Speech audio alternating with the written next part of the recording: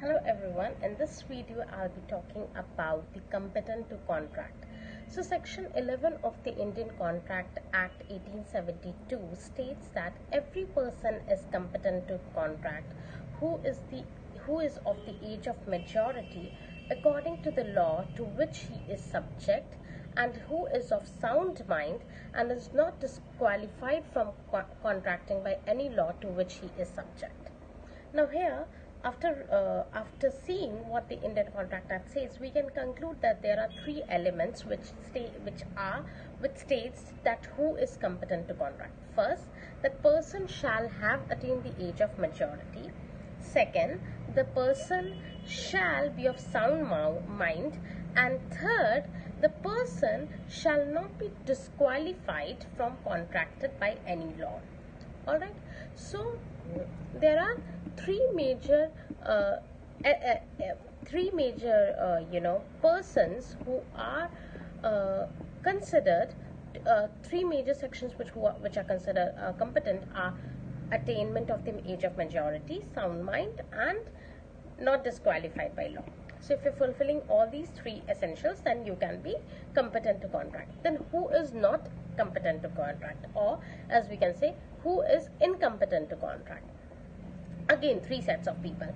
Minors, as they have not attained the age of majority. Second, the people who are of unsound mind, obviously because they are not sound, then therefore they will be incompetent. And third, persons disqualified by the law. Now, the section 3 of the Indian Majority Act states that every person domiciled in India shall attain the age of majority on his completing the age of 18 years and not before, except when a guardian of minors person or property has been appointed by the court. In such case, it is 21. So here we see that what do we mean when we say that when we talk about the attainment of the majority. So the effects of minors agreement is that, first of all, there can be no liability in contract. So as the minor is incapable of giving consent, so the contract entered by him will be nullified and will be void and could not be said to be enforceable in nature. Alright, section 68 of the Indian Contract Act talks about the liabilities of the persons incompetent to contract for the necessaries supplied to them. Also, section 58 talks about the claim for necessaries supplied to person incapable of contracting or on his account. Now then we come to the second set of people, who are the people of unsound mind. For this, there is a provision in the Indian Contract Act under section 12. It states that if a person is said to be of sound mind when at the time of entering into the contract, he is of that mind that he is capable enough to take the rational decision of the effect of the contract and is able to understand the contract and the agreement in which he is entering.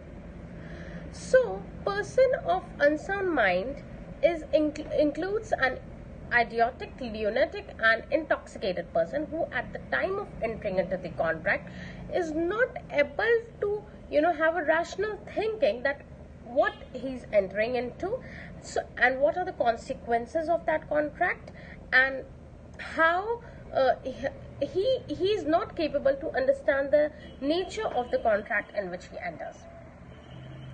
Now, the person disqualified by law.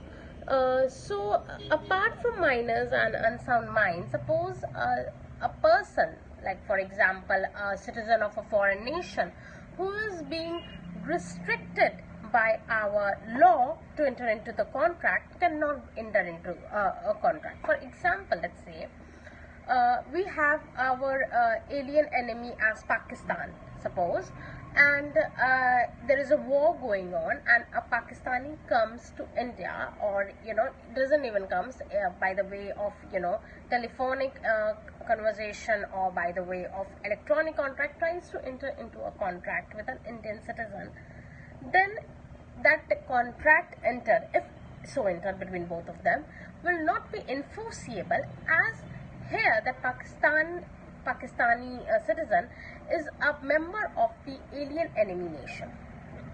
Okay, this is just a hypothetical example taken, like if suppose someday a war happens and this type of situation arises and Pakistan becomes our alien enemy, then in that situation this contract cannot be entered into.